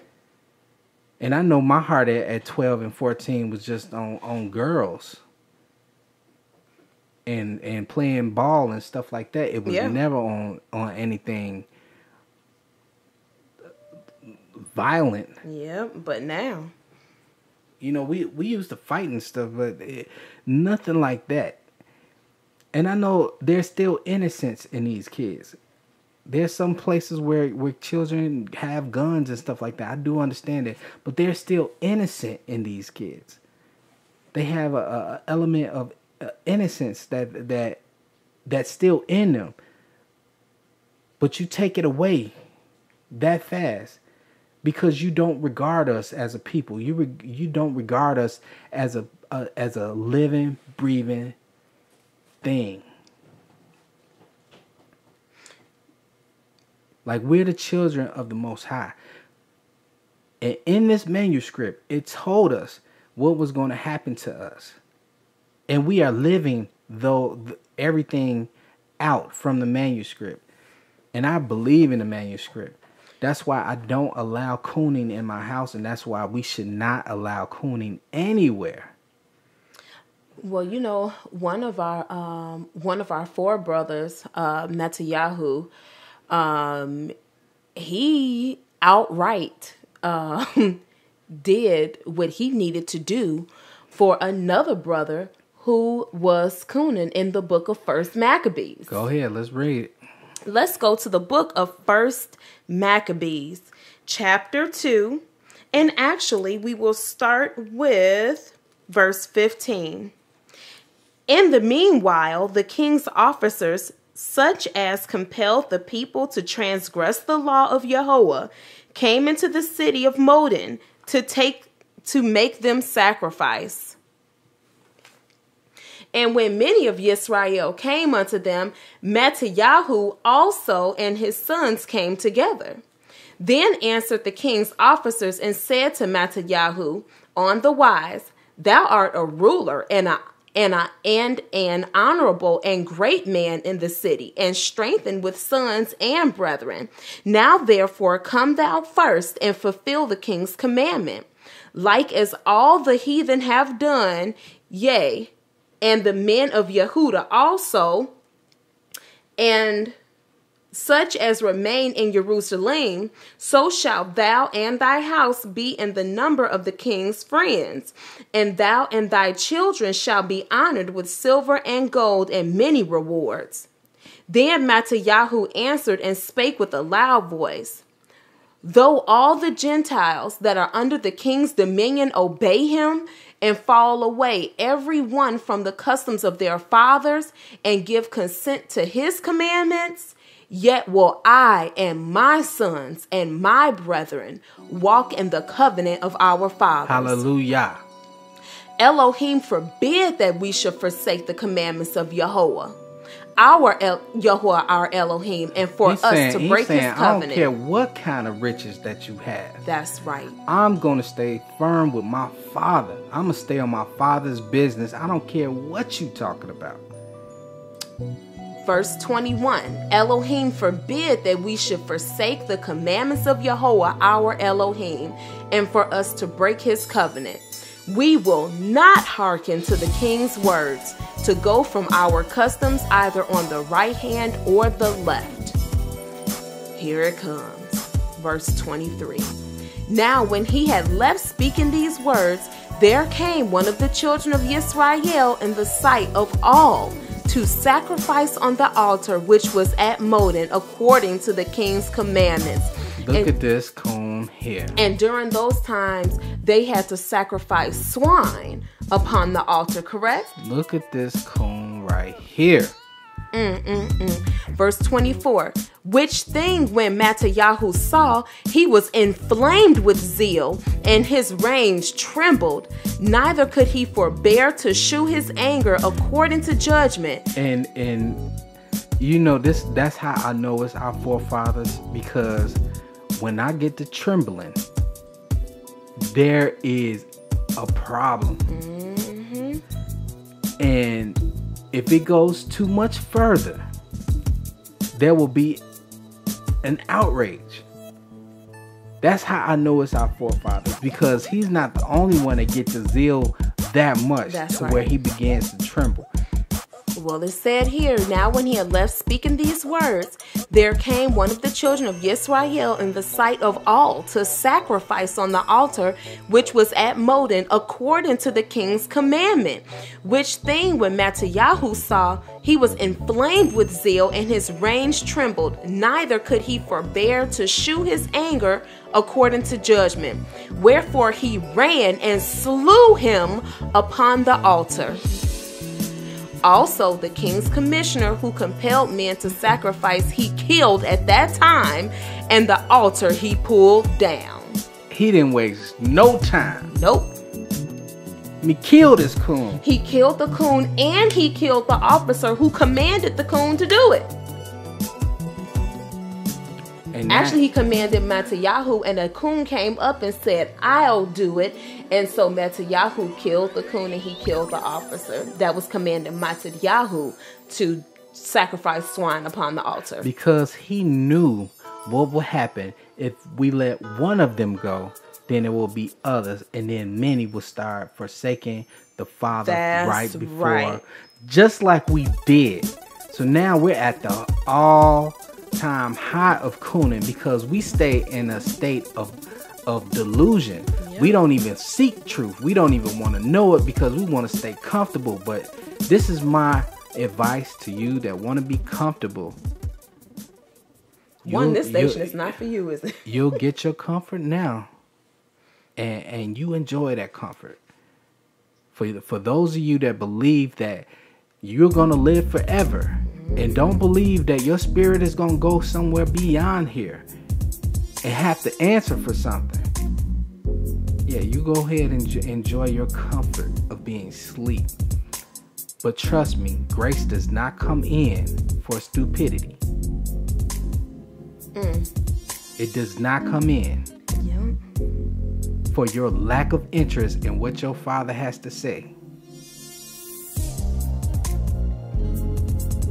In verse 27, and Mattatyahu cried throughout the city with a loud voice, saying, whosoever is zealous of the law and maintaineth the covenant, let him follow me. So he and his sons fled into the mountains and left all that ever they had in the city.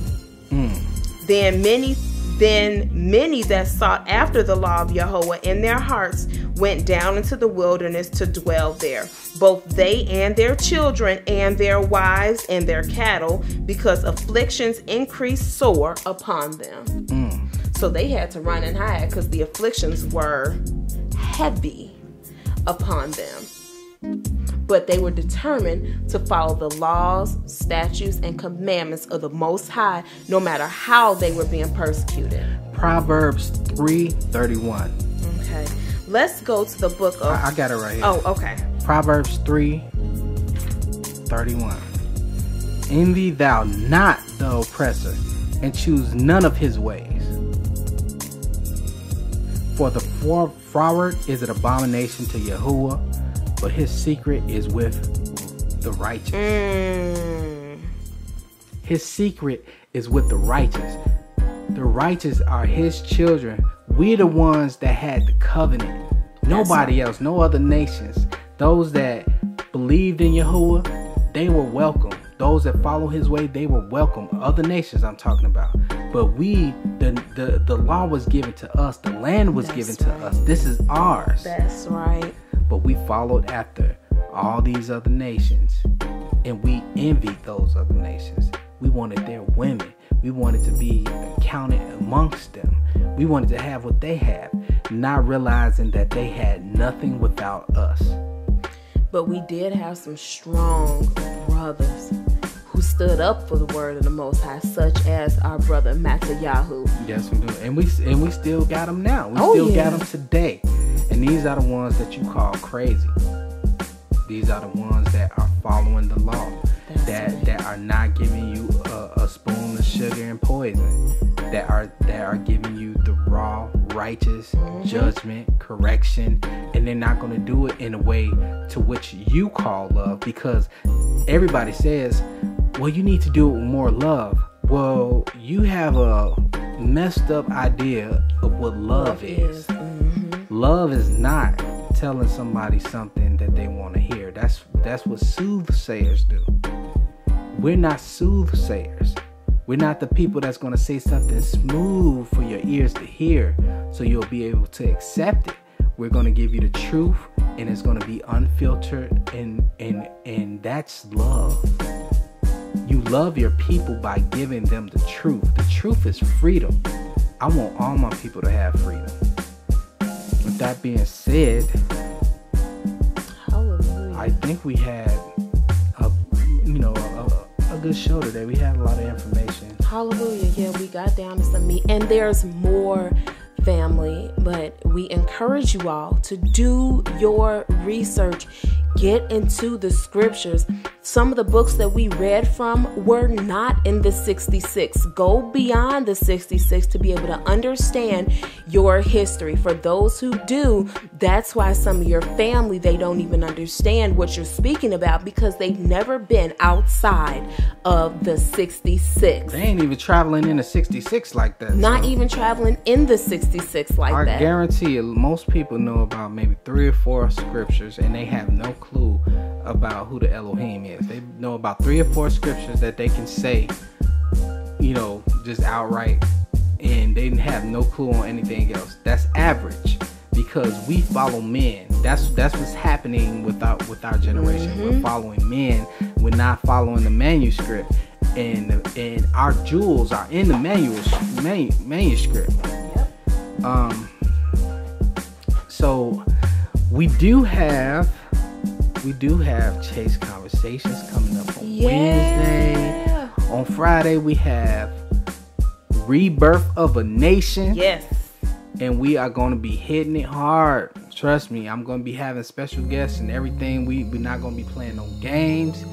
We also have we have some shows that are going to be coming. Like I just hollered at one of my partners, and he might be coming on Mondays. And I'm telling you, this brother is real. He's somebody that's known, and you know, I really like the brother. And so if you don't know him, you will. You're gonna get to know him. You're gonna get to know him. You're gonna get to know him. So all praise to the Most High. Also, we're gonna be opening up our lines on Rebirth of a Nation. We may be opening them up on a Chase Conversation as well. However we do it, you know, everybody's gonna be edified. We're gonna make sure that we're growing properly. And this is what it's all about. We're about unifying with our people. And at this point, you know, I just got off a 3-day fast.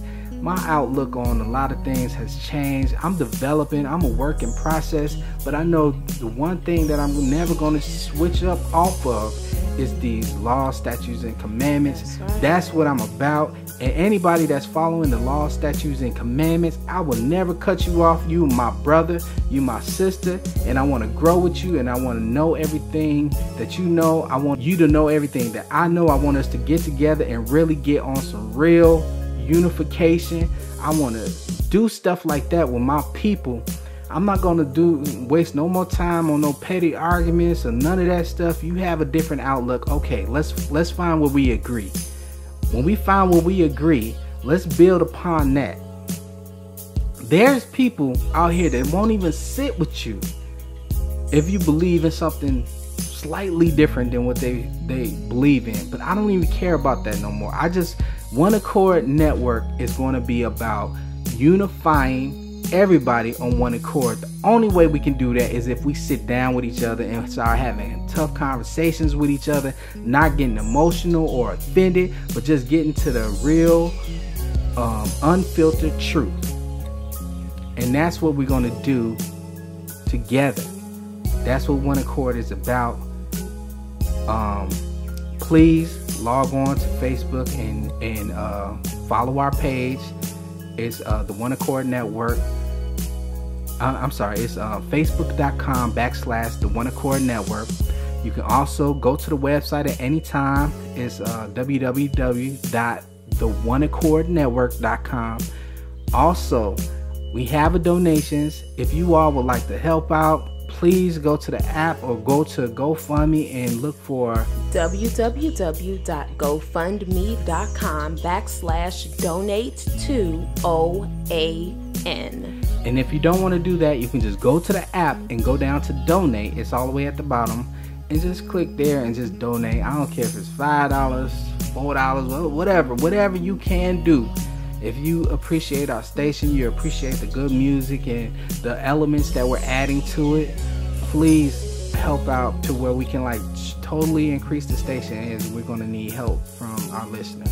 So with that being said, we want to thank you. Thank you for listening and tuning in. Thank you for spending your Sunday evening with us. Thank you so much. You know, you all are such a blessing, and that's why we want to be a blessing to you as well. You have anything else you want to say? That's it, sisters. Don't forget to join Chase Conversations on Facebook. And you know, we want to be able to edify the body of the Most High. And so, you know, in order to continue to do this work, we all have to work together. So as Akwarafa said, whatever the Most High leads you to donate, please feel free to donate. If the station is edifying you, click on the link. All right, you all have a good rest of your night, and we bid you shalom. Shalom, Yisrael.